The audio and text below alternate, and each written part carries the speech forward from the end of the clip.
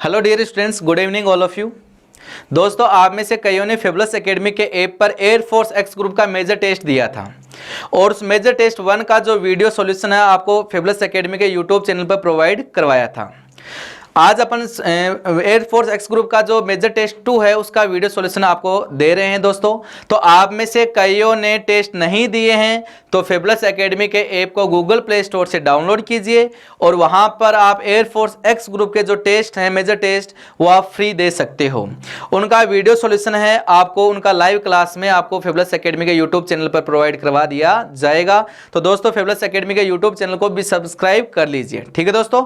और इस video lecture को, इस आप लाइव क्लास को अपने फ्रेंड्स के साथ शेयर कीजिए ताकि ज्यादा से ज्यादा इस लाइव क्लास से जुड़ सकें, ठीक है दोस्तों। तो स्टार्ट करते हैं। आज का लाइव डिस्कशन आपके सामने है। क्वेश्चन 1 है आपके सामने स्क्रीन पे। इसका जो आंसर है आप नीचे कमेंट सेक्शन के अंदर दीजिए, ठीक है दोस्तों। क्वेश्चन आपके पास है कोसेक ए प्लस कोट ए बराबर है 11/2, तो tan a की वैल्यू कितनी होगी, है ना।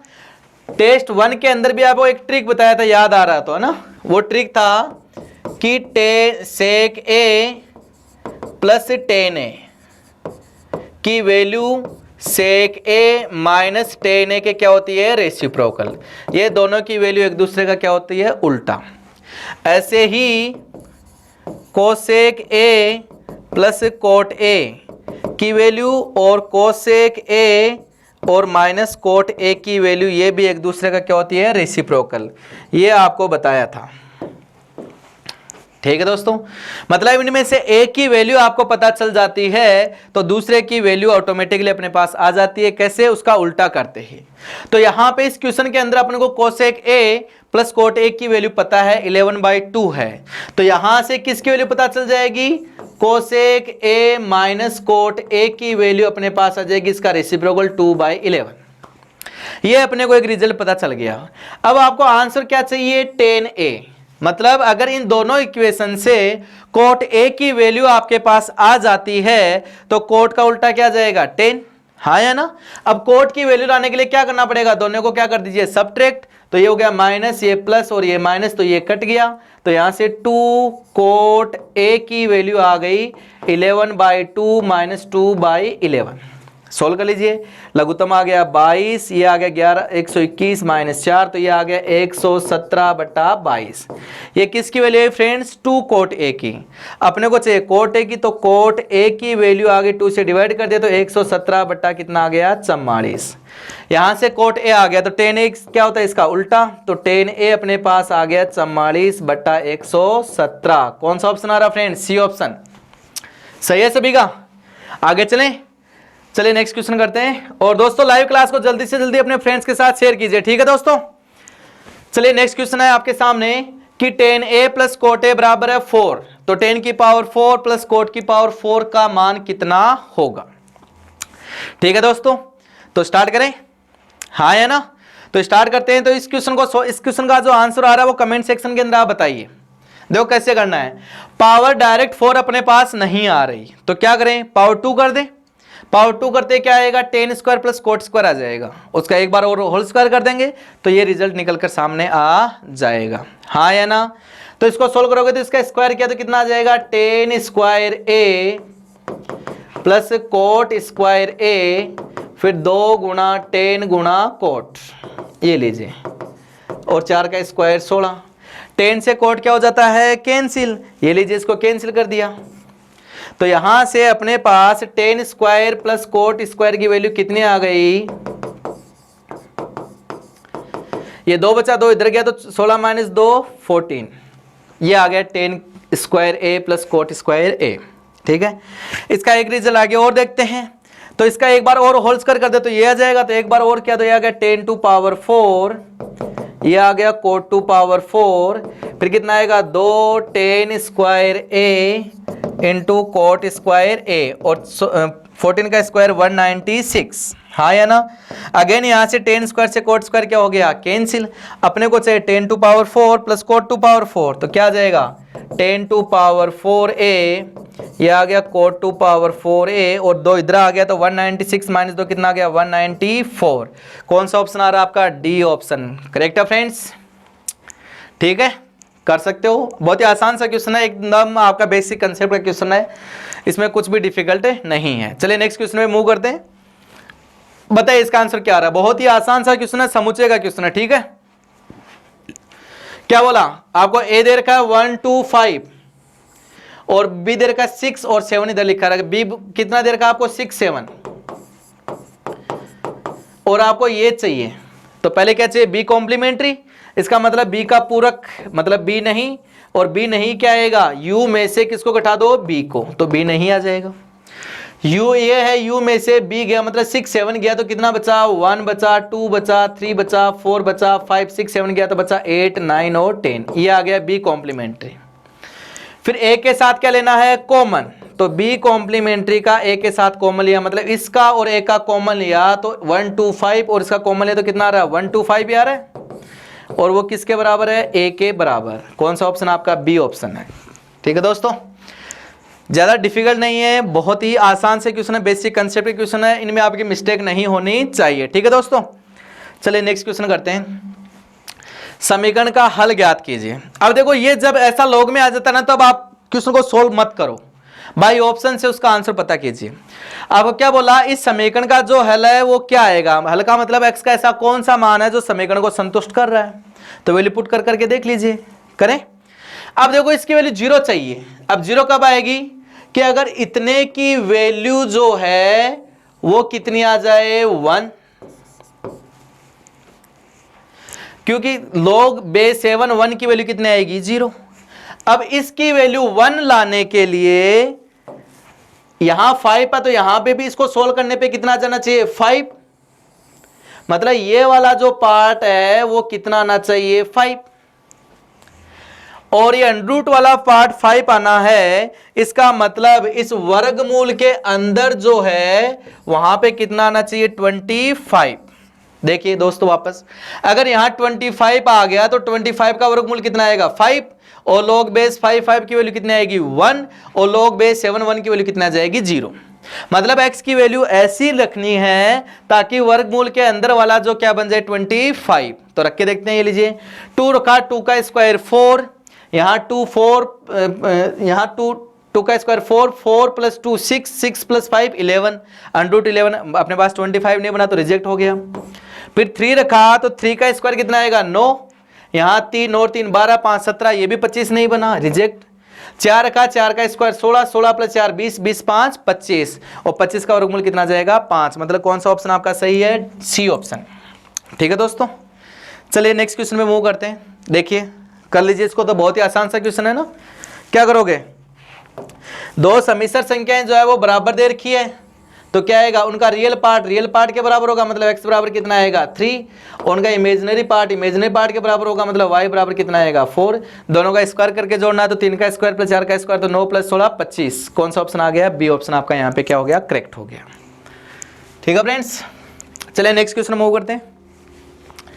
नेक्स्ट क्वेश्चन आपके सामने है, यदि x2 power 4 plus 1/x to power 3 हो, इसकी पावर 15 के विस्तार में x की घात 4 का कौन से पद में x की घात 4 आता है, तो r का मान ज्ञात कीजिए, ये आपको बताना है। ठीक है, तो देखिए दोस्तों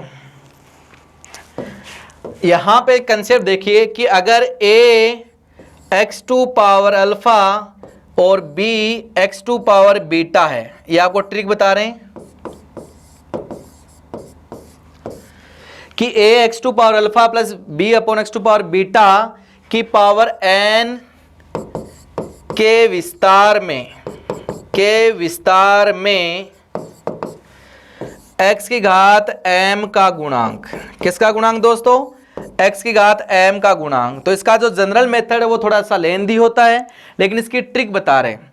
तो x की घात m का गुणांक किस पद में आएगा और वो पद कैसे ज्ञात करते हैं, तो उसके लिए r का मान ज्ञात करेंगे। किसका मान, r का मान, तो वो आएगा n अल्फा, ये n अल्फा, इसको इससे गुणा कर दो, minus m upon alpha plus beta, ये r का मान आ गया। r का मान ज्ञात करते ही अपने पास आ जाएगा tr+1, वहां पद ज्ञात कर लो, ज्ञात कर सकते हैं, ये हो गया ट्रिक याद। तो देखो r का मान अगर 10 आ गया तो पद कौन सा आएगा, 11वां, आर का मान 12 आ गया तो पद कौन सा आएगा 13वां, आर का मान 6 आ गया तो पद कौन सा आएगा 6 + 1 7वां। क्लियर है, तो सीधा सीधा याद कर सकते हैं। तो ये आ गया एन अल्फा, तो 15 × 4 माइनस एम, एम की वैल्यू कितनी है 4 अपॉन अल्फा की वैल्यू 4 और बीटा की वैल्यू 3, ये आ गया आर। तो 15 चौके 60, 60 - 4 56/7, तो कितना आएगा 8।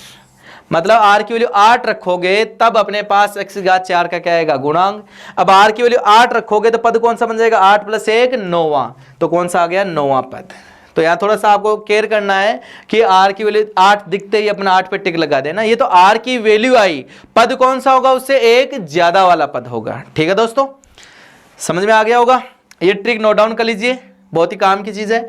इसमें अगर अचर पद पूछे तो x ये m की वैल्यू कितनी कर दो 0, तो अचर पद वाला हो जाएगा n alpha upon alpha plus beta. Clear है दोस्तों, चलिए नेक्स्ट क्वेश्चन पे मूव करते हैं। नेक्स्ट क्वेश्चन आपके सामने सिमिलर पैटर्न का क्वेश्चन है ना, कि इसके प्रसार में x की घात -10 का गुणांक क्या होगा। मतलब यहाँ tr+1 में से tr+1वां पद जब ज्ञात करेंगे उसमें x के पदों को हटाने पे जो गुणांक बचेंगे वो पूछ रहा है यहाँ पे। ठीक है दोस्तों, तो देख कैसे करते हैं। अब वो क्या दिया हुआ है bx + a/x। अभी जो ट्रिक पहले वाली है ना, में x की घात -10 का गुणांक, तो देखो उसको मैंने उसके अकॉर्डिंग लिख दिया ना, ये x वाला पद पर लिख दिया, तो क्या आएगा n अल्फा, तो 12 × 1 ये r का मान आएगा, माइनस m की वैल्यू कितनी है -10 अपॉन अल्फा की वैल्यू 1 बीटा की वैल्यू 1, तो ये आ गया 12 माइनस माइनस प्लस, तो 12 10 22/2 कितना आ गया 11। मतलब r की वैल्यू कितनी रखोगे 11, तो 11 रखोगे तो t 11 + 1वां पद अपने पास आ जाएगा, और वो कितना आएगा यहाँ से ज्ञात कर लीजिए 12c 11, ये bx की घात 12 - 11 और a/x की घात 11। सोल्व कर लीजिए, 12c 11 की वैल्यू कितनी होती है 12। अपन को x से मतलब नहीं, अपन को किससे मतलब है गुणांक से। वैसे भी देख सकते हो आप b की घात 1 x की घात 1 और ये a की घात 11 और x की घात -11, तो ये आ गया 12 b a की घात 11 और ये बच गया x की घात -10, तो ये गुणांक बच गया। ठीक है, तो ये तो मैंने आपको समझाने के लिए लिखा है, आप सीधा x को हटा के सीधा सीधा लिख दीजिए। कैसे, r की वैल्यू है 11, तो कितना बन जाएगा 12c 11, b की घात 12 - 11 और a की घात 11, ये आपका क्या हो जाएगा आंसर। ठीक है दोस्तों, चलिए नेक्स्ट क्वेश्चन करते हैं। आंसर जो है वो कमेंट सेक्शन के अंदर इसका दीजिए। ठीक है दोस्तों, और इस क्लास को आप अपने फ्रेंड्स के साथ फेसबुक पे व्हाट्सएप ग्रुप में ना अपने व्हाट्सएप स्टेटस पे शेयर कीजिए, ताकि इस क्लास से ज्यादा लाइव बंदे जुड़ सकें। ठीक है दोस्तों, चलिए क्वेश्चन है कि इस सारणी का मान अगर 0 है तो ए बी सी होंगे, है ना। देखो क्वेश्चन ये दोस्तों दिखने में बहुत ही कॉम्प्लिकेटेड सा लग रहा है, लेकिन ऐसा है नहीं। आपको जैसे जैसे ऑप्शन दे रखे हैं ना वैसे वैसे ए बी और सी की वैल्यू पुट कर दीजिए। यहां पे पहला क्या बोला समांतर श्रेणी में, तो ए बी और सी को आप समांतर श्रेणी में कोई भी वैल्यू एज्यूम कीजिए और यहां पुट कीजिए। अगर पुट करने पे उसका आंसर 0 आ जाता है तो वही आपका करेक्ट ऑप्शन हो गया। अगर नहीं आता तो ये रिजेक्ट हो जाएगा, बी में चले जाइए। बी में बोला गुणोत्तर श्रेणी, तो ए बी सी को 3 संख्या ऐसी मान लो गुणोत्तर श्रेणी में मान लो और उनको यहां पे पुट करो। अगर पुट करने पे 0 आ जाता है इसका मतलब ये ऑप्शन अपना सही हो गया, क्योंकि इस ऑप्शन पे इसकी वैल्यू 0 आ रही है। अगर ऐसा नहीं होता तो फिर हरात्मक श्रेणी में मान लीजिए। क्लियर है दोस्तों, चलिए करते हैं। पहला कर रहे हैं गुणोत्तर श्रेणी में मान के कर रहे हैं, मतलब मैंने ले लिया 1 ले लिया 2 ले लिया 3 ले लिया। गुणोत्तर श्रेणी क्या होती है कि क्रमागत पदों का अंतर बराबर आता है। अब ये तीनों वैल्यू यहां पुट करके देखिए, करें स्टार्ट। इसका आंसर है ना आप फटाफट कमेंट सेक्शन के अंदर रिप्लाई कीजिए। ठीक है दोस्तों, तो पहला मान के कर रहे हैं, तो यहां रखा ए की वैल्यू 1, बी की वैल्यू 2 और a + b 2 + 1 3। फिर यहाँ b की वैल्यू 2, c की वैल्यू 3 और b + c कितना हो गया 5। यहाँ a + b कितना आ गया 3, b + c कितना आ गया 5 और 0। ये लीजिए। अब देखो सारणी का मान तो सीधा ज्ञात करना आता ही होगा आपको। पहले 2 कॉलम लिख दीजिए, ये गया 0 में गुणा करवा दीजिए, ये आ गया 30 और ये भी आ गया 30। ये लीजिए, इधर से इनको गुणा करा दीजिए, ये आ गया 3 3 9 9 30 27, ये आ गया 25 और ये आ गया 0। ये लीजिए, ये तो इधर से हो गया 60 और माइनस ये आ गया 25 25 50 52। इसकी वैल्यू 0 के बराबर नहीं हो रही। मतलब अगर ए बी सी समांतर श्रेणी में है तब इस सारणी का मान 0 नहीं आएगा। मतलब पहला ऑप्शन क्या हो गया आपका रिजेक्ट। इस तरीके के क्वेश्चन को ये आप एक तरीके से ट्रिक है ना, आप मान के कर सकते हो ना। गुणोत्तर श्रेणी क्या होता है, अनुपात बराबर होते हैं, तो बराबर ले लिए, 2 ले लिया, फिर 4 ले लिया, फिर 8 ले लिया। देखो 4/2 2, 8/4 2। ये रख के देख लीजिए, ये लीजिए रखा है यहाँ पे, तो ये आ गया 2, b की वैल्यू 4 और b प्लस c, तो a प्लस b तो 2 4 6। फिर यहाँ रखा b की वैल्यू 4, c की वैल्यू 8 और b और c 8 4 12। फिर यहाँ रखा a प्लस b 6 आ गया, b प्लस c 12 आ गया और ये 0। इसको सोल्व कर लीजिए। यहाँ से देखो 2 कॉमन आ रहा है, तो ये 1 2 3, यहाँ से 4 कॉमन आ रहा है, तो ये आ गया 1 2 3। अरे वाह, आंसर आ गया इसका। तो 2 पंक्तियां क्या है, सेम। अगर 2 पंक्तियां सेम होती है किस सारणी में, तो उसका आंसर कितना आता है, 0। मतलब ए बी सी अगर गुणोत्तर श्रेणी में रख दिया तो इस सारणी का मान कितना आता है, 0 आता है। क्लियर है फ्रेंड्स, समझ में आ गया होगा। आगे चले नेक्स्ट क्वेश्चन पे मूव करते हैं। नेक्स्ट क्वेश्चन है आपके सामने स्क्रीन पे है, ये मैट्रिक्स का क्वेश्चन है, बहुत ही आसान सा क्वेश्चन है ना, इसमें ऐसा कुछ भी नहीं है जो आपको ना आए, है ना, मेरे ख्याल से आ जाएगा आपको। ठीक है, फटाफट कमेंट सेक्शन के अंदर इसका ऑप्शन आंसर बताइए फटाफट। ठीक है, क्या है, पहले m² है, यहाँ वैल्यू पुट कर दीजिए, बस लेमडा की वैल्यू पता करनी है ना। m² किया तो क्या आएगा, 1 2 2 3 को इसी से गुणा करना है, 1 2 2 3, ये लीजिए गुणा करोगे तो कितना आएगा, 2, ये आएगा 1 प्लस 4, फिर इसको इससे गुणा करोगे तो 2 प्लस 6, गुणा करोगे तो 2 प्लस 6 और इससे गुणा करोगे तो 4 प्लस 9, तो ये m² आ गया 5 8 8 13। अब वैल्यू पुट कर दीजिए इस इक्वेशन के अंदर, तो ये लीजिए m² की वैल्यू आ गई 5 8 8 13, फिर लेमडा m की वैल्यू आ गई 1 2 2 3 और माइनस ये i2 है ना, i2 मतलब 2/2 का तत्समक अवयव, तो i2 आ जाएगा 1 0 0 1 बराबर 0। 0 का मतलब क्या है, 0 अवयव, ये 0 0 0 0 है ना, ऐसे है, देख लीजिए ना, कंपेयर कर लीजिए, ये पहले अवयव को कंपेयर कर लीजिए, ये कितना आ जाएगा 5 माइनस लेमडा माइनस 1, तो ये आ गया 4 माइनस लेमडा। पहला अवयव इसको सोल्व करने पे ये आ रहा बराबर 0 के कर दीजिए, तो यहाँ से लेमडा की वैल्यू फ्रेंड्स कितनी आ रही है, 4। आपका कौन सा ऑप्शन हो गया, डी ऑप्शन यहाँ पे आपका करेक्ट हो गया। ठीक है दोस्तों, चलिए नेक्स्ट क्वेश्चन में मूव करते हैं। ये बहुत ही अच्छा क्वेश्चन है ना, बहुत ही अच्छा क्वेश्चन है, कंसेप्चुअल क्वेश्चन है। देखिए, यदि किसी संभावित त्रिभुज का एक शीर्ष आपको दे रखा है 0,0, क्या दे रखा है, एक शीर्ष आपको दे रखा है 0,0 और दूसरा शीर्ष दे रखा है 4,0, तो तीसरा शीर्ष ज्ञात कीजिए। अब अगर आपको यहां पे संभावित त्रिभुज की प्रॉपर्टीज नहीं पता है तो ये क्वेश्चन आपका सॉल्व नहीं होगा। अब देखो ऐसा है, तो देखो अगर मैं इधर जाऊं तब भी क्या बन जाए, ये भुजा और ये भुजा बराबर हो जाए, तब भी क्या बन जाए, संभावित त्रिभुज। और अगर ऊपर ना जाएं, अगर ऐसे नीचे आ जाएं, ये सीडेस मान लिया, तब भी क्या बन जाए, ये लंबाई और ये लंबाई बराबर आ जाए, तो क्या बन सकता है, समबाहु त्रिभुज। मतलब यहां पर 2 पोजीशन 2 कोऑर्डिनेट्स आ सकते हैं अपने पास, जो सी निर्देशांक है उसकी 2 वैल्यू आ सकती है। तो देखो ऑप्शनों के अंदर प्लस माइनस करके कितने दे रखे हैं, 2। पहला तो ये कंफ्यूजन दूर कर लीजिए। अब देखो इसको बाई ऑप्शन से करते हैं। भाई समबाहु त्रिभुज है तो AC की दूरी, AB की दूरी और BC की दूरी क्या आएगी, बराबर। तो देखो यहां से AB की दूरी तो सीधी सीधी दिख रही है, कितनी आ रही है, 4।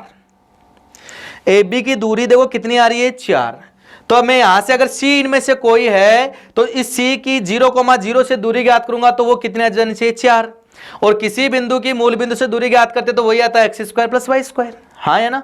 तो अगर मैंने पहला ऑप्शन किया, इसका मतलब क्या हुआ कि इन दोनों का स्क्वायर जो है वो 16 आ जाए, तो उसका वर्गमूल कितना हो जाएगा, 4, मतलब ये दूरी 4 हो जाएगी। तो जिस किसी ऑप्शन में दोनों निर्देशांकों का स्क्वायर 16 आ रहा है, वही अपना क्या हो जाएगा, यहां पर आंसर हो जाएगा। ये अपना डायरेक्ट मेथड है, ठीक है। तो इसका क्या, तो 2 का स्क्वायर 4, 3 का स्क्वायर √3 का स्क्वायर 3, 4 और 3 कितना आया अपने पास, 7, जो कि 16 नहीं आ रहा। कितना आ रहा है, 7, जो कि 16 नहीं आ रहा, तो रिजेक्ट हो गया। इसमें क्या, 3 का स्क्वायर 9, √2 का स्क्वायर 2, 9 और 2 11, तो ये भी नहीं आ रहा। इसमें क्या, 2 का स्क्वायर 4, फिर ये √3 का स्क्वायर 3 और ये 4, 4 3 12, 4 16, 16 का वर्गमूल 4, मतलब ये अगर C के निर्देशांक ये बिंदु होता है तब इसकी मूल बिंदु से दूरी कितनी आ रही है, 4 आ रही है। तो यही अपना क्या हो गया, ऑप्शन। इसमें नहीं आ रहा 16, देखो 3 का स्क्वायर 9, 2 का स्क्वायर 4, √2 का स्क्वायर 2, तो 4 दूनी 8, 8 और 9 आपका कितना आ रहा है, 17, मतलब ये भी नहीं। ये तो हो गया बाई ऑप्शन से, ठीक है फ्रेंड्स। अब इसका ट्रिक और बताते हैं। क्या बताते हैं? ट्रिक। अगर आप ऐसा नहीं करना चाहो, आपके पास ऑप्शन नहीं दे रखे हैं, तो इसका ट्रिक जो होता है, इस तीसरे जो निर्देशांक है इसके निर्देशांक होते हैं कि आप पहले जो निर्देशांक दे रखे उनके x निर्देशांकों को जोड़ दो। क्या कर दो? जोड़ दो x1 प्लस x2 और plus minus √3 y1 minus y2 और बट्टे में कितना कर दो? 2। ये तो आ जाएगा x निर्देशांक, ठीक है। ऐसे ही y निर्देशांक याद करोगे तो आ जाएगा y1 प्लस y2, कितना आ जाएगा? y1 प्लस y2, इधर प्लस माइनस है तो इधर कर दो माइनस प्लस, और √3 x1 माइनस x2 और बाई क्या कर दो? 2। तो इस ट्रिक से आपके पास बचे हुए शेष के क्या जाएंगे? निर्देशांक। देखिए x1 की वैल्यू 0, x2 की वैल्यू 4, तो 0 प्लस 4 कितना आया? 4। और y1 की वैल्यू 0 और y2 की भी 0, तो 0 माइनस 0 0, 0 √3 0, तो 4/2 कितना आया? 2। मतलब x निर्देशांक 2 आ रहा है, तो ये ऑप्शन है, ये ऑप्शन है, ये बी और डी क्या हो गया? रिजेक्ट। फिर y निर्देशांक याद किया तो y1 प्लस y2, तो 0 प्लस 0 0, ये माइनस प्लस √3, और ये कितना आ रहा है? 0 माइनस 4, तो माइनस 4/2, तो 4 √3/2 कट गया, तो कितना आ गया? 2 √3, तो 2 √3 किस में आ रहा है? सी ऑप्शन में आपका आ रहा है। तो ये ट्रिक है, ट्रिक से नहीं करो तो बाई ऑप्शन से आप कर सकते हो। दो आपके पास मेथड अवेलेबल हैं, ठीक है फ्रेंड्स। चलिए नेक्स्ट क्वेश्चन पे मूव करते हैं। नेक्स्ट क्वेश्चन है आपके सामने, एक रेखा जो है वो 2,2 से गुजरती है और इस रेखा पर क्या है? लंब है। तो इसके द्वारा y अक्ष पे काटा गया अंतःखंड की लंबाई क्या होगी? इसका मतलब रेखा की समीकरण ज्ञात करनी पड़ेगी। तो इस बिंदु से गुजर रही है, तो बिंदु से गुजरने वाली रेखा की समीकरण क्या होती है? y माइनस y1 बराबर m गुणा x माइनस x1। अब ये इस बिंदु से गुजरने वाली जो रेखा है वो इसके क्या है? लंबवत। तो इसकी ढाल कितनी आ रही है? -3x + 3, तो इसकी ढाल जो है वो आ गई -3। अब ये इस बिंदु से गुजरने वाली ये जो रेखा है वो इस पे लंबवत है, मतलब इसकी ढाल और इसकी ढाल का गुणनफल कितना आएगा? -1। मतलब इसकी ढाल क्या आएगी? इसकी ढाल का उल्टा और नेगेटिव। तो -3 का उल्टा कितना आएगा? -1/3, और उसका उल्टा करोगे तो कितना आ जाएगा? 1/3। ये आ गई अपने पास रेखा। सोल्व कर लीजिए, आ गया 3y - 6 और ये आ गया x - 2। इसको इधर ले जाए तो ये आ गया x - 3y, और ये इधर ले आया तो ये आ गया -4। -4 से डिवाइड कर दे तो x बट्टा -4, और ये आ गया y बट्टा 3 बट्टा -4, तो प्लस का 3/4 और तो 4/3 हो जाएगा बराबर 1। ये आ गया अंतःखंड रूप। तो ये तो हो गया y अंतःखंड, कितना आ गया? 4/3, और ये गया x अंतःखंड -4। अगर लंबाई पूछते तो क्या लिखते? +4। तो यहाँ पे आपका डी ऑप्शन करेक्ट है, ठीक है दोस्तों। नेक्स्ट क्वेश्चन कीजिए, बहुत ही अच्छा क्वेश्चन है। क्या दिया हुआ है कि रेखाओं x बराबर 0, y बराबर 0 और इस रेखा द्वारा निर्मित चतुर्भुज का मूल बिंदु से जाने वाला विकीर्ण। तो पहले तो आपको डायग्राम बनाना पड़ेगा। x बराबर 0 किसका समीकरण होता है? y x का। फिर y बराबर 0 किसका समीकरण होता है? x x का। फिर इसका डायग्राम बनाने के लिए एक बार y को 0 कर दो और एक बार x को, है ना। तो y को 0 किया तो x की वैल्यू कितनी आई? 1, तो ये बिंदु बन गया 1,0, और x को 0 करोगे तो y की वैल्यू भी 1, तो ये बन जाएगा 0,1। मतलब ये जो लाइन है वो आ गई x + y बराबर 1। एक लाइन x बराबर 0 दे रखी है, एक y बराबर 0 दे रखी है। फिर इसको 0 किया, y की वैल्यू 0 किया तो x की वैल्यू कितनी आ गई? यहाँ पर 3/6 मतलब 1/2, ये लीजिए। और x की वैल्यू 0 की तो y की वैल्यू कितनी आ गई? 3, तो ये आ गया 0,3। ये लीजिए, ये आपका दूसरा लाइन आ गया। ये आ गया 6x + y बराबर 3। इनसे घिरा हुआ जो चतुर्भुज बना ये बना OABC। इस चतुर्भुज में आपको इस मूल बिंदु से गुजरने वाला क्या चाहिए? विकीर्ण। मतलब ये आपको विकीर्ण चाहिए, ये वाला विकीर्ण। इस विकीर्ण का आपको क्या चाहिए? समीकरण। तो मूल बिंदु दे रखा है, मतलब बिंदु चाहिए, और आपको क्या चाहिए? ढाल। बिंदु ढाल रूप से क्या जाएगा? समीकरण। तो बिंदु दे रखा तो क्या जाएगा? y - y1 बराबर ढाल गुणा x - x1। ये लीजिए, अब ढाल चाहिए। ढाल ज्ञात करने के लिए क्या चाहिए? ये बिंदु b के निर्देशांक। अब बिंदु बी क्या है, इसका और इसका प्रतिच्छेद, तो इसकी समीकरण है x प्लस वाई बराबर 1 और इसकी समीकरण है 6x प्लस वाई बराबर 3। इनका प्रतिच्छेद बिंदु ज्ञात करोगे तो क्या लगा दो, विलोपन विधि। तो माइनस किया माइनस किया माइनस किया, ये कट गया तो ये आ गया माइनस का 5x और आ गया माइनस का 2, तो x बराबर आ गया 2/5। तो ये बिंदु आ गया 2/5। x की वैल्यू 2/5 यहाँ रख दो तो ये आ जाएगा 1 माइनस 2/5 तो आ गया 3/5। ये लीजिए, तो ढाल कितनी आ जाएगी, y2 minus y1 upon x2 minus अब x1, तो ये आ जाएगी 3/5 minus 0 upon 2/5 minus 0।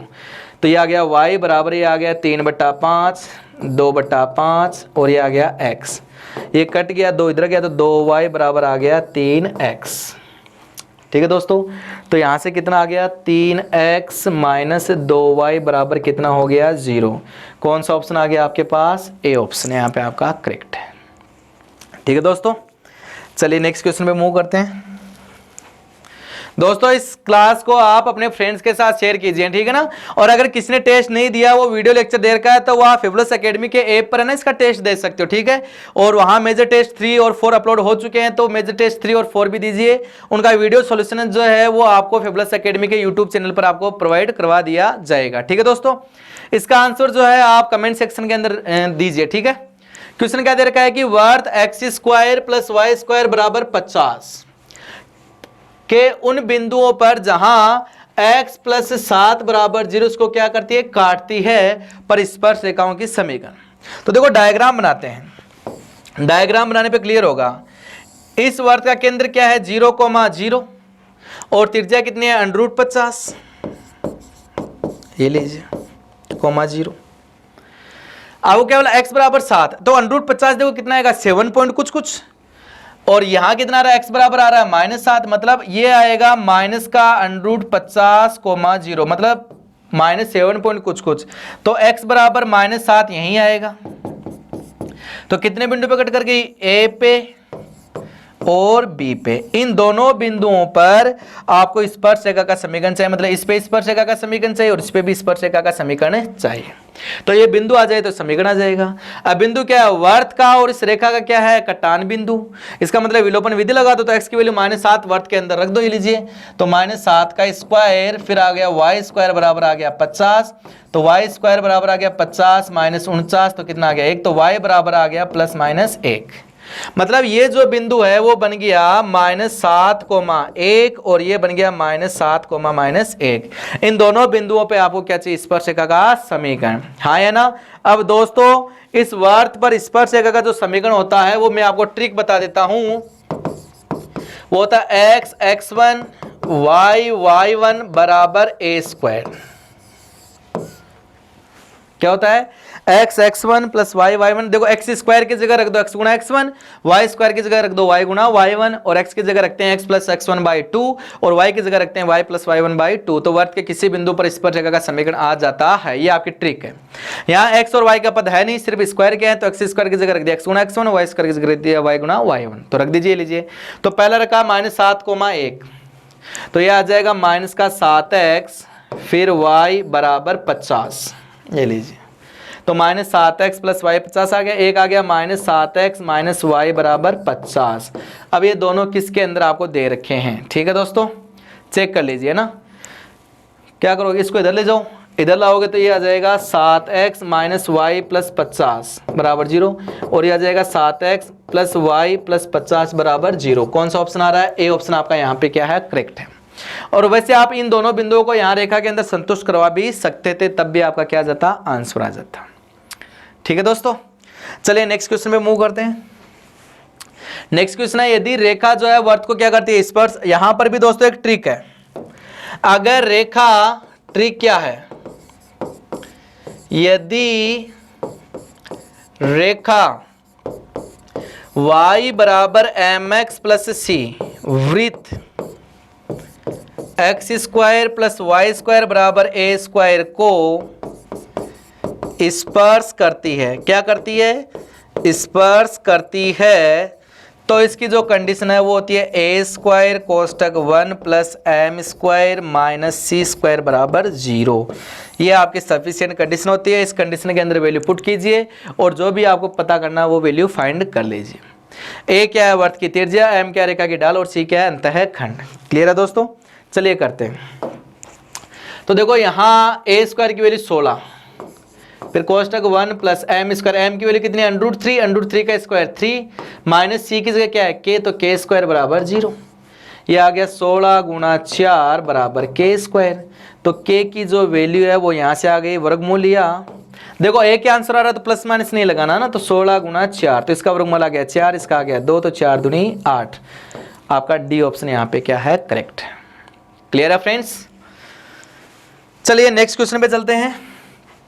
Next question आपके सामने है स्क्रीन पे। परवलय x square plus 4x plus 2y बराबर 0 के नाभि लंब का समीकरण।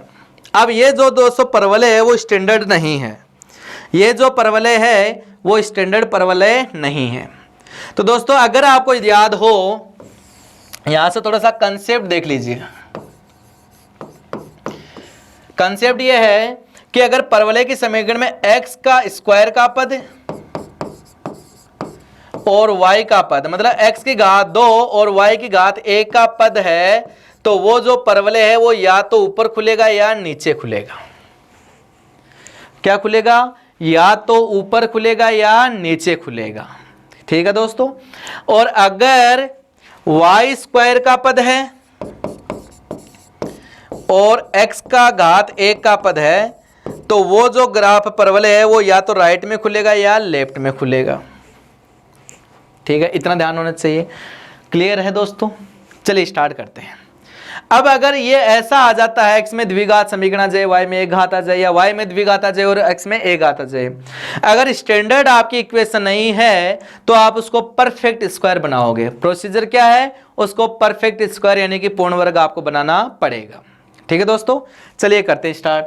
तो इसको पूर्ण वर्ग बनाओगे तो ये आ जाएगा एक्स स्क्वायर प्लस 2 गुणा x, तो ये हो गया ए स्क्वायर प्लस 2, ये हो गया ए, ये हो गया बी का स्क्वायर जोड़ दिया और बी का स्क्वायर घटा दिया। ये लीजिए, अब सोल्व करोगे तो ये आ गया x प्लस 2 का होल स्क्वायर, और इसको इधर ले जाओ तो ये आ गया माइनस 2y प्लस 4, तो ये आ गया x प्लस 2 का होल स्क्वायर और ये माइनस 2 लिया कॉमन, तो ये आ गया y माइनस 2। यहां तक क्लियर है फ्रेंड्स। अगर अब ऐसा आते ही इसको लिख दो कैपिटल X, तो ये आ गया कैपिटल X का स्क्वायर, ये आ गया माइनस 2, इसको लिख दो कैपिटल Y। अब इसको देखो स्टैंडर्ड बन गया। अगर इसकी कंपेयर करें तो x square equal to 4ay, तो यहां से 4a की वैल्यू कितनी आ गई -2, तो a की वैल्यू आ गई -2/4 मतलब -1/2। अब देखो एक्स स्क्वायर का पद है तो अब ग्राफ किधर खुलेगा? या तो ऊपर या नीचे।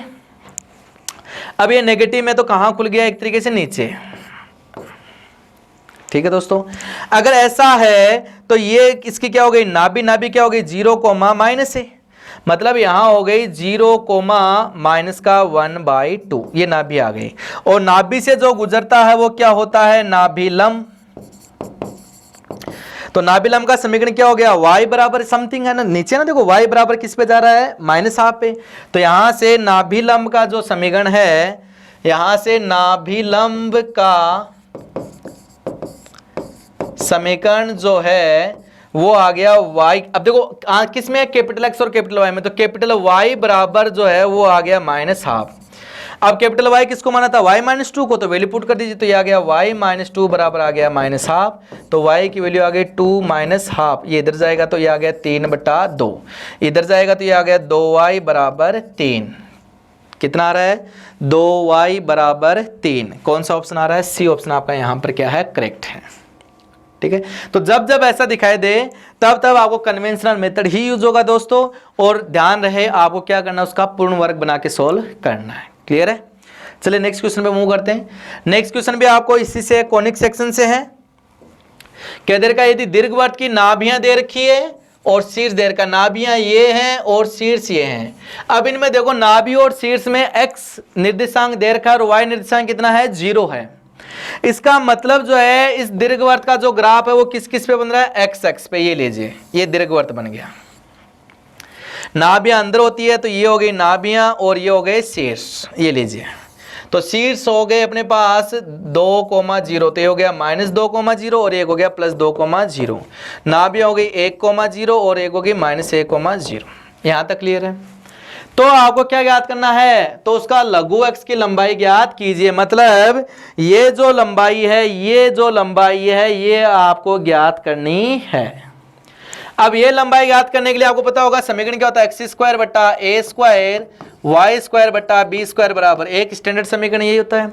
तो इसके निर्देशांक क्या होते हैं, 0, b और 0, -b। मतलब अगर b की वैल्यू आ जाए तो दीर्घ x की लंबाई भी आ जाएगी, लघु x की लंबाई। दीर्घ x की लंबाई यहां से क्या होती है, दीर्घ x की लंबाई वो होती है 2a, और लघु x की जो लंबाई है वो दोस्तों होती है 2b, मतलब b की वैल्यू चाहिए। ठीक है, और आपके यहां पे a b और उत्केंद्रता में संबंध जो है वो होता है e बराबर √1 - b square upon a square. ठीक है, और इसकी जो नाभियां है वो होती है ae, 0 ± ae, 0, ये होती है नाभियां। ये आपका कंसेप्ट है। इस कंसेप्ट को ध्यान में रखते हुए अपने को क्या याद करना है, दीर्घ x की लंबाई b आ गया तो 2b लंबाई आ जाएगी। तो देखो ये किसके बराबर है, ae, 0, तो मतलब ae की जो वैल्यू है वो कितनी आ गई यहां पर, एक a की वैल्यू, अच्छा एक ये कितना है 2a, तो यहां से 2a की वैल्यू कितनी है, यहां से a की वैल्यू कितनी आ गई 2, क्योंकि 2a की वैल्यू ये डबल हो जाएगी 4, तो a की वैल्यू कितनी आ गई यहां से 2, तो यहां से a की वैल्यू आ गई 2, तो रख दिया, तो e की वैल्यू आ गई 1/a, मतलब 1/2, e की वैल्यू तो आ गई, e आ गया, a आ गया, दे रखा है b चाहिए तो रख दीजिए, लीजिए। तो इसका स्क्वायर किया तो e स्क्वायर बराबर आ गया 1 - b square upon a square. तो यहां से इसकी वैल्यू आ गई 1/4, ये आ गया 1 - b स्क्वायर, और a की वैल्यू 2, 2 का स्क्वायर 4, तो आ गया 1/4, ये आ गया 4 - b स्क्वायर बट्टा 4, 4 से 4 कैंसिल, तो आ गया 4 - b स्क्वायर बराबर 1, तो b स्क्वायर बराबर आ गया 3, तो b की वैल्यू यहां से आ गई √3। वैसे प्लस माइनस आएगी लेकिन अपन को लेंथ लेनी है, तो b की वैल्यू √3 आ गई, तो लघु x कितनी आएगी 2b, तो 2 √3 आपका क्या जाएगा आंसर। यहां से कौन सा ऑप्शन आ रहा है आपका, डी ऑप्शन है यहाँ पे आपका करेक्ट है। ठीक है दोस्तों, दोस्तों ध्यान रखिएगा, एयरफोर्स आपका जो है एक्स ग्रुप है उसके अंदर ज्यामिति से जो क्वेश्चन है वो 3 से 5 क्वेश्चनों के बीच में पूछे जाते हैं। ठीक है, और वहां पर आपको यह भी ध्यान रखना है कि कई बार जो है वो इस सेक्शन से आपका एक भी क्वेश्चन नहीं पूछा जाता। तो जब नहीं पूछा जाए तब तो आपको इस ज्यामिति में कोई इंटरेस्ट नहीं रहने वाली बात है, या नहीं भी पढ़ के गए तो कोई टेंशन नहीं। लेकिन अगर आपके 5 क्वेश्चन यहां से पूछ ले जाते हैं तो आपको सीधा सीधा भारी भरकम लॉस है, यानी कि आपका एयरफोर्स नेवी जो एयरफोर्स है उसमें सिलेक्शन आपका ना के बराबर है, क्योंकि 5 क्वेश्चन सीधे के सीधे आपके गलत होने के चांस है। ठीक है दोस्तों, तो इस सेक्शन को पूरा पढ़िएगा आप एक बार इस सेक्शन को पूरे कंसेप्ट पढ़ लोगे, वो पूरी चीजें पढ़ लोगे तो यहाँ पे ज्यादा प्रॉब्लम क्रिएट नहीं होती। ठीक है दोस्तों, चलिए नेक्स्ट क्वेश्चन करते हैं। नेक्स्ट क्वेश्चन है कि एक त्रिभुज है जिसके ये 3 सदिश है, ए सदिश ले लिया, बी सदिश ले लिया और सी सदिश ले लिया, और एक त्रिभुज बनाते हैं। ये लीजिए त्रिभुज बना दिया, एक सदिश ये आ गया 6i - 2j + 3k, एक सदिश दे दिया 2i + 3j - 6k, और एक सदिश दे दिया 3i + 6j - 2k। ये 3 सदिश जो त्रिभुज की 3 भुजाओं को निरूपित करते हैं, तो इनमें से कौन सा त्रिभुज होगा, तो दूरियां ज्ञात कर लो, ये दूरी ज्ञात कर लो। इसका परिमाण ये मान लिया a वेक्टर, ये भी मान लिया और इसी मान लिया, तो मोड ऑफ a वेक्टर यहाँ कितना आ रहा है, 6 का स्क्वायर 36, 2 का स्क्वायर 4, 36 + 4 40, 3 का स्क्वायर 9, 49, 49 का वर्गमूल 7। मोड ऑफ b वेक्टर ज्ञात कर लो, वो भी कितना आ रहा है 7, और मोड ऑफ c वेक्टर ज्ञात कर लो, वो भी कितना आ रहा है 7। अगर तीनों भुजाओं की लंबाई बराबर आ रही तो कौन सा त्रिभुज है, समबाहु त्रिभुज। बहुत ही आसान सा क्वेश्चन है। ठीक है दोस्तों, चलिए नेक्स्ट क्वेश्चन करते हैं। ये भी बहुत ही प्रॉपर्टी बेस्ड क्वेश्चन है। ए बी सी 3 वेक्टर हैं, ए बी और सी कोई 3 सदिश हो तो कौन सा कथन सत्य है। देखो ये तो गलत हो गया, ए क्रॉस बी और बी क्रॉस ए बराबर नहीं होते हैं ना, ए क्रॉस बी और बी क्रॉस ए बराबर नहीं होते। किसका फर्क आता है, ए क्रॉस बी जो है वो माइनस का बी क्रॉस ए के क्या होता है बराबर, तो गलत हो गया। इसको देखोगे तो A dot B cross C है तो क्या आएगा, A dot B cross A cross C आएगा क्या, नहीं आएगा।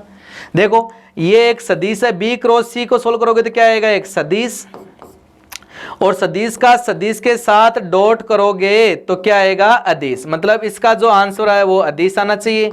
इधर देखो ए डॉट बी किया, ए डॉट सी किया, तो ये भी अदिश, ये भी अदिश, अदिश अदिश के बीच में क्रॉस लगा दिया तो पॉसिबल ही नहीं है, रिजेक्ट हो गया। यहां देखा तो ये देखो बी क्रॉस सी और ए क्रॉस बी ये आपका स्केलर ट्रिपल प्रोडक्ट है। इसका आंसर कितना आता है, इन दोनों का डॉट और बाहर बी, फिर इन दोनों का डॉट और बाहर सी, तो ये भी रिजेक्ट है। प्रॉपर्टी है, ये आपका ऑप्शन सही है। डिस्ट्रीब्यूटिव लॉ हो गया, ए डॉट बी आ गया माइनस ए डॉट सी आ गया। ठीक है दोस्तों, चलिए नेक्स्ट क्वेश्चन करते हैं। एक फलन दे रखा है, आपको बताना है कि एकेकी है कि बहुएकी है। करें दोस्तों। चलिए दोस्तों देखो, एकेकी और बहुएकी के बहुत से ट्रिक है ना। एकेकी और बहुएकी फलन जो है वो डिसाइड करने के बहुत आपको तरीके बता रखे हैं। उनमें से एक तरीका है कि यदि किसी फलन के एक से अधिक मूल हो, एक से अधिक मूल हो, तो वह बहुएकी फलन होता है। यह आपको ट्रिक याद रखना है एक।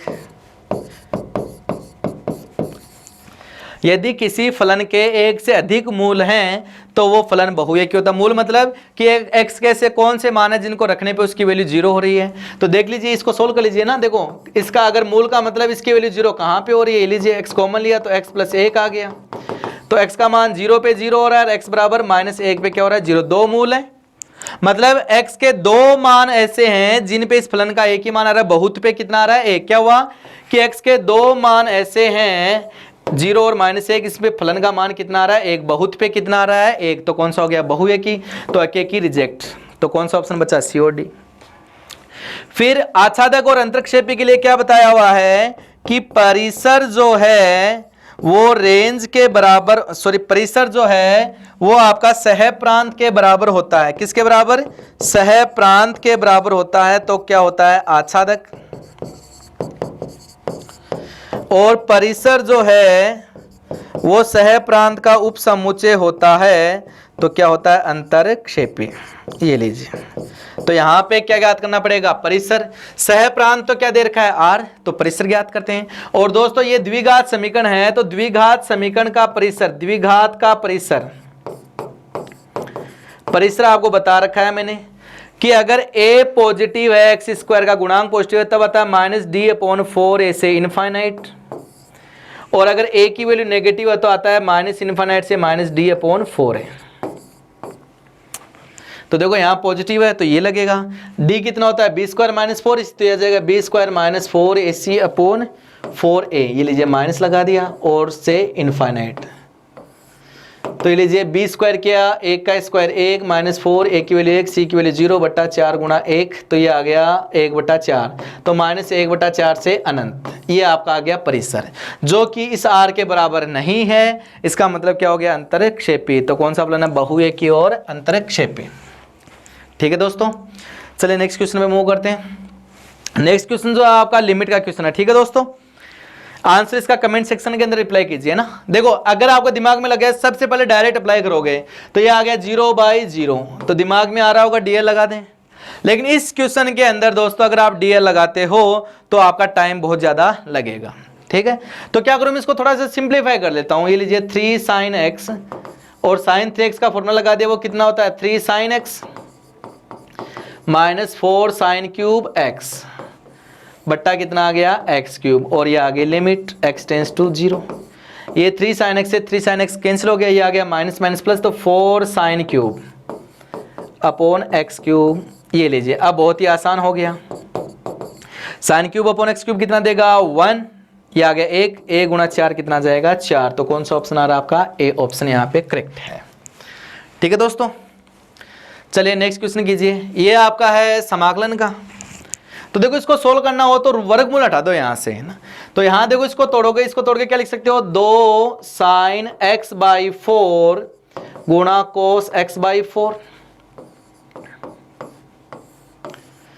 अब एक बचा हुआ, तो एक की जगह क्या लिख दो sin² x/4 plus cos² x/4। ऐसा करने से अपना समाकलन क्या जाएगा, वर्गमूल हट जाएगा। ये हो गया a² + b² 2ab, तो ये बन जाएगा a + b का होल स्क्वायर। ये लीजिए का होल स्क्वायर किया, वर्गमूल हट गया, तो ये बन गया। बेस का होल स्क्वायर आएगा, होल स्क्वायर से वर्गमूल कट जाएगा। इसका डेरिवेटिव का इंटीग्रेशन कर साइन का कितना आएगा -cos x/4 और x/4 का 1/4, इसका आ जाएगा sin x/4 और x/4 का 1/4, ये आ जाएगा प्लस c।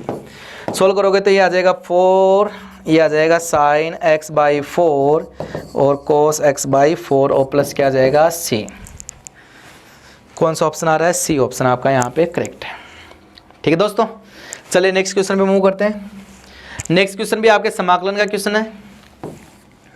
ठीक है दोस्तों, इसका भी देखो ट्रिकी पार्ट क्या है। देखो साइन को क्या मान लो? टी मान लो, तो क्या रहा है? cos x dx बराबर कितना आ जाएगा? dt। तो ये इंटीग्रेशन चेंज हो गया 1/1 प्लस टी और 2 प्लस टी और dt।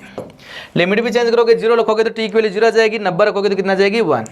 अब दोस्तों ये आंशिक भिन्न का क्वेश्चन बन गया, और आंशिक भिन्न का क्वेश्चन जो है वो डायरेक्ट आपको ट्रिक बताता हूं कि हर में एक घात के गुणनखंड हो तो उनका आंसर आएगा लॉग में। लिख दो a गुणा पहला गुणनखंड लॉग में, और दूसरा तो 2 प्लस टी लिख दो, लॉग में लिख दो ना। किस में लिख दो? लॉग में। ये आपका ट्रिक है ना, सीधा सीधा। ये भी लिखने की जरूरत नहीं पड़ती, लेकिन आपको समझाने के लिए लिख रहा हूं मैं ना। और आपका डेफिनेट इंटीग्रेशन है तो लिमिट लगा देना। ठीक है, अब देखिए, अब पहले में a की वैल्यू b की वैल्यू ज्ञात करनी है। तो देखो a की वैल्यू पहला गुणनखंड ये है, इसमें वैल्यू 0 किस पे हो रही है? -1 पे। तो इसको हटा के पूरे में -1 रख दो, तो 2 - 1 कितना आएगा? 1। मतलब a की वैल्यू आएगी 1, तो यहां पे लगा दो 1। ये लीजिए 1। इसकी वैल्यू 0 किस पे हो रही है? -2 पे। तो -2 रख दो पूरे के अंदर, तो 1 - 2 -1, तो यहाँ जाए b की वैल्यू आ जाएगी -1। ये लीजिए आपका आंसर आ गया, ये आ जाएगी -1। तो ये जो है वो बन गया log of 1 plus T upon 2 plus T, और लिमिट क्या है? 0 से 1 लगा दीजिए। ये आ गया log, अपर लिमिट लगाया तो 2/3 और लोअर लिमिट लगाया तो 1/2, तो ये आ गया log m अपॉन n, तो 2/3 और 1/2, तो ये आ जाएगा log 4/3। कौन सा ऑप्शन आ रहा है? ए ऑप्शन आपका करेक्ट है। ठीक है फ्रेंड्स, चलिए नेक्स्ट क्वेश्चन करते हैं। ये आपका प्रायिकता क्वेश्चन है। एक थैले में 4 क्या है? व्हाइट गेंद, 5 क्या है? ब्लैक बॉल, और 6 क्या है? Red ball. यदि एक गेंद यादृच्छा निकाली जाए तो उसके सफेद क्या चाहिए? सफेद, या का मतलब यूनियन, या आपका योग। क्या आएगा? यूनियन या योग, यही मतलब है। तो एक सफेद चाहिए तो, और या एक लाल चाहिए, तो एक व्हाइट या एक रेड। यहाँ दोनों के कॉमन आने का कोई चांस है नहीं, तो घटाने की जरूरत नहीं है। तो P of A union B आ गया P of A plus P of B, minus दोनों का कॉमन यहाँ पे आएगा नहीं। तो व्हाइट बॉल, एक व्हाइट बॉल निकालोगे तो कितनी है? 4 में से 1, और टोटल कितनी है? 10-15 में से 1। रेड बॉल निकालोगे तो 6 में से 1 और 15 में से 1, तो आंसर आ गया 10/15, मतलब 2/3 आपका क्या है? सही ऑप्शन। बहुत ही आसान सा क्वेश्चन है। ठीक है, चलिए नेक्स्ट क्वेश्चन में चलते हैं। 2 पासे फेंके जाते हैं तो योग 7 आने की प्रायिकता। 2 पासे फेंके जाते हैं तो टोटल केस कितने होते हैं? 36, और 7 आने के फेवरेबल जो केसेज हैं वो कितने आएंगे? 7 आने के चांस क्या होते हैं? 1 6, 2 5, 3 4। एक होता है 4 3, एक होता है 5 2, और एक होता है 6 1। तो टोटल केस कितने हो गए? 6। तो आंसर आ गया 6/36। कौन सा ऑप्शन आ रहा है? B option. दोस्तों यहाँ पे एक चीज याद रख लेना आप, 2 पासों के लिए ट्रिक, योग की ट्रिक है ना। इधर सम है, इधर भी सम है, और यहाँ बीच में फेवरेबल केसेस। 2 पासों के लिए बता रहा हूँ ना। मिनिमम सम आ सकता है 2, फिर आ सकता है 3, फिर आ सकता है 4 5 6 और 7। इधर 7 8 हो सकता है, 9 हो सकता है, 10 11 12। पहले के फेवरेबल जो केस हैं, अनुकूल जो परिणाम है 2 आने के और 12 आने के होते हैं, एक परिणाम कितना होता है? 1 1 आ जाए या 6 आ जाए। इसके होते हैं 2, इसके होते हैं 3, इसके 4, इसके 5, इसके 6। तो देखो 7 आने का योग कितना है? 7 आने के योग 7 आने का अनुकूल परिणाम कितना है? 6, तो 6/36। ऐसे पूछ ले योग 10 आने का अनुकूल परिणाम कितना है? 3, तो 3/36। योग 9 आने की प्रायिकता पूछ ले तो 4/36। योग 8 आने की प्रायिकता पूछ ले तो 5/36। ठीक है, कर सकते हो। चलिए लास्ट क्वेश्चन करते हैं। यह 100 पत्तों की एक गड्डी है जिन पर 1 से क्या लिखे हुए हैं? 100 तक की संख्या लिखे हुए हैं। उनमें से एक पत्ता निकाला जाता है, तो एक पत्ता निकालने के अनुकूल परिणाम कितने हो गए? 100 में से 1, तो 100C1। 100C1 कितना होता है? 100। और उनमें से पूर्ण वर्ग, अब पूर्ण वर्ग देख लो कौन कौन सी है।